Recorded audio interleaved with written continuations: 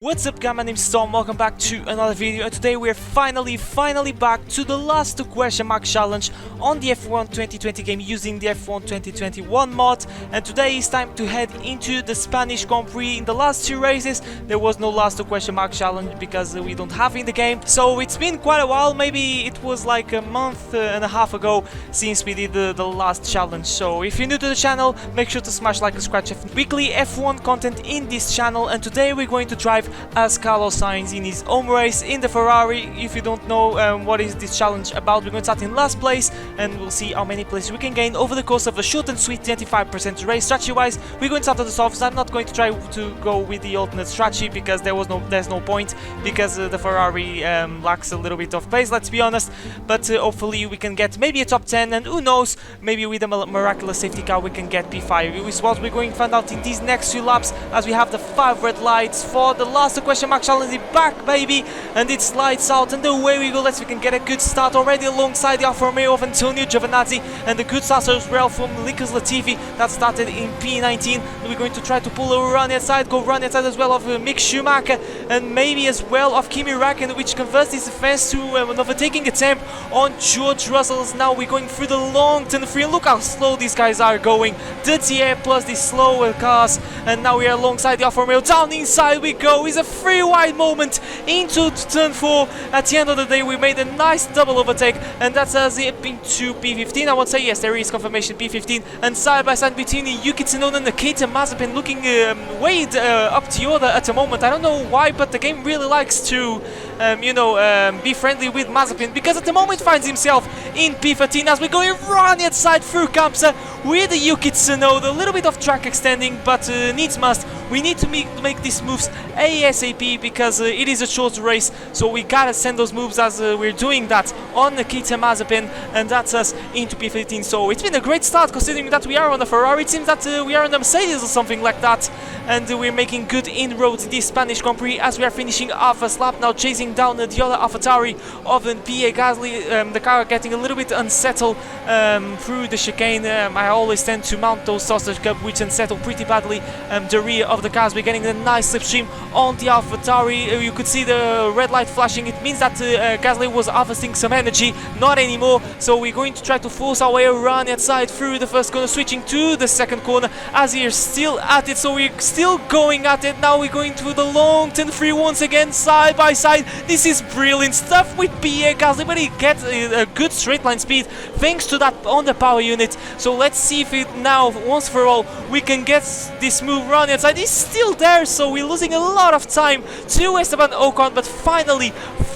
we make the move on the Frenchman, and that's us into 12th place. But that was a very nice scrap with Gasly, but I needed to be a little bit more aggressive in the dive because like I said, this is a very short race, and if you want to get a good result you gotta send the moves. If it was a my team career video, I think I wouldn't be that aggressive. So that's the beauty of this last 2 question mark challenge.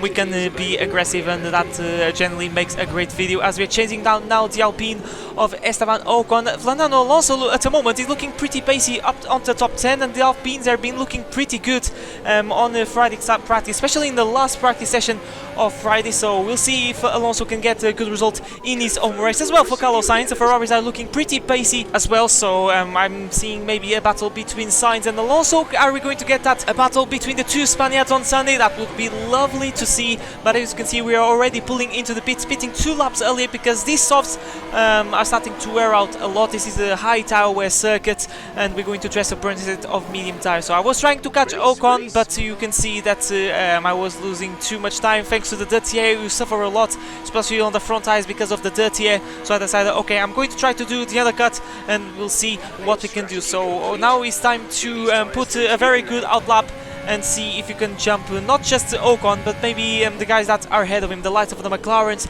and our teammate Charles Leclerc, and maybe Fernando Alonso, because these guys are not that far up the road. So it's time to push, and as we're going to start lap 6, the lap that was scheduled for us to pit, and no one is pitting. So hopefully we can jump these guys because we are on clear head. Maybe they are stuck in each other's tier, I don't know, as now we are setting personal bests, as you can see. So this is a very good sign. We're setting personal bests at the end of lap 6. brakes, and I think some guys are pitting the lights of the back markers, and we'll see what this is going to mean for the time being. I'm seeing an Aston Martin and Alpine leaving the pit, and it is Sebastian Vettel and Fernando Alonso. So yes, indeed, we gained a lot of time. Round the outside we go of Sebastian Vettel. What a nice move. He has the tires definitely are not in the optimal temperature, and for the time being we are in P15, but what a move it was on the German. This undercut is doing wonders at the moment. We'll see where this is going to put as the rest of the guys are pitting, as we are getting a very nice slipstream from Fernando Alonso, gaining and gaining on the Alpine. There is Charles Leclerc. We jump both McLarens.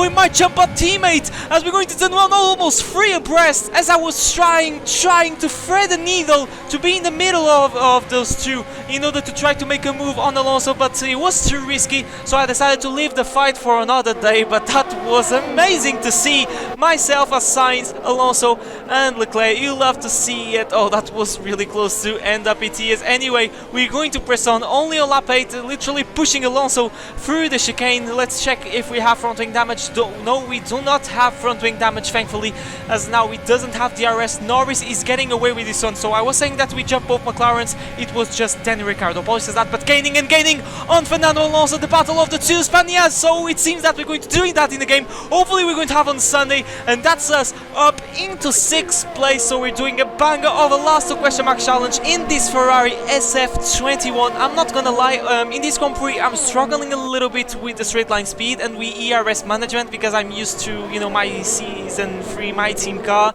But what a move it was on Alonso, and actually I was kind of surprised to see Alonso not resisting that much. I gave him plenty of room, but it seems that Alonso didn't want to push that much of a bite, as we have some yellow flags, but that is not going to be in a free position because he's the Alfa Romeo of Antonio Giovinazzi that is out of the race. But like I was saying, I'm starting to struggle a little bit with the fuel and with the ERS, because I'm not used to you know, these official F1 cars, not like my team career car, where basically we can deploy ERS at every section of the track, and that exit wasn't pretty brilliant, as we're starting lap 12 and Alonso is gaining and gaining. This is round 2, Alonso trying to reclaim P6, and he does that so pretty easily. Look at the straight line speed of that Renault power, absolutely unbelievable how fast that Alpine is on the straight line, and we are demoted into P7. So we'll see if we're going to try to re-overtake. We are actually pretty close at the end of lap 15, once again setting personal best, as I decided to save a little bit of ERS in order to make an overtaking attempt on Fernando Alonso. We'll see if the hard work is going to pay off in the management, gaining and gaining. TRS open. We're going to switch to the inside very quickly, and we're going to be the bravest on the brakes. We're going to leave him plenty of room once again, but you can see that he's not resisting that much, which is pretty surprisingly. But anyway, what matters is that we are up into 6th place as we're starting a final lap of the Grand Prix. It's been a great last question mark challenge in this Ferrari, as Carlos Sainz hopefully is going to have a banger of a race on Sunday, as Max Verstappen sets a fast lap and Lewis Hamilton wins the race. So it seems that for the time being the Mercedes are looking pretty nicely, and you can see that I'm trying, not realistic, we're not going to do that, but just for fun, I was trying maybe to get a cheeky fastest lap, and you can see that I'm setting personal best, but no purple sectors, so that is not going to mean a fastest lap, yet that extra point for us. But through the final corner we go, and it's going to be P6. From P20 to P6, I absolutely take that every single day of the weeks, considering that we are in a Ferrari, which is a car that is pretty much inside of the midfield. Maybe they can score a podium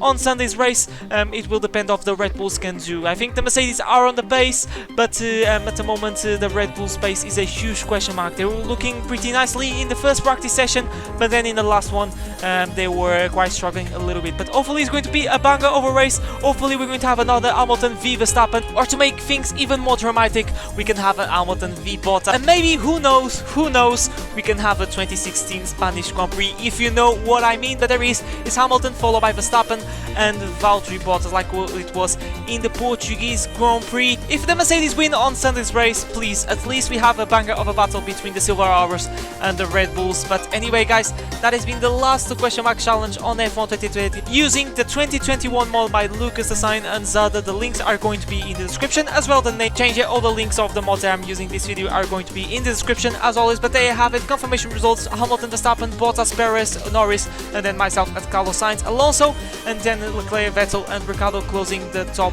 10. Let me know your predictions for Sunday's race, and if I jinx something like a big DNF or maybe a huge crash or something like that, let me know on the comment comment section below. That would be really interesting. Generally in this challenge I don't jinx that much like other people, but who knows, maybe this can be an exception. But guys, once again, that has been me for today. My name's Tom, and also you guys for bringing video next time. But for now, take care.